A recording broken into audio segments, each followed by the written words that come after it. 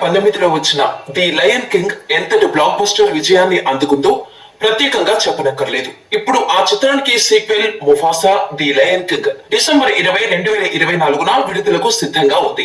తెలుగులో super star Mahesh Babu ముఫాసాకు voice over అందిస్తున్నాడు. మహేష్ తో పాటు టాలీవుడ్ హాస్య బ్రహ్మానందం పుంబాగా తిరిగి వస్తున్నారు. మరియు ఆలీ టిమోన్ గా తిరిగి వస్తున్నాడు.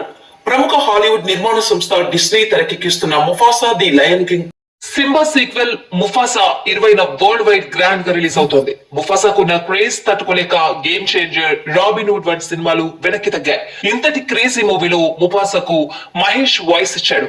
ఎక్స్ వేదికగా ముఫాసాను సూపర్ స్టార్ ప్రమోషన్ చేస్తూ ఉంటే ఫ్యామిలీ మొత్తం ముఫాసాను డైరెక్ట్ గా ప్రచారం చేయడం విశేషం. మహేష్ సినిమా ఇప్పట్లో ఎలాగూ రాదు, 2 ఏళ్ల తర్వాత వచ్చిన గొప్పే అనుకుంటున్నారు. ఈలోగా మహేష్ వాయిస్ తో వస్తున్న ముఫాసాతో గ్యాప్ రిలీఫ్ అవుతుందని సూపర్ స్టార్ ఫ్యాన్స్ ఫీల్ అవుతున్నారు.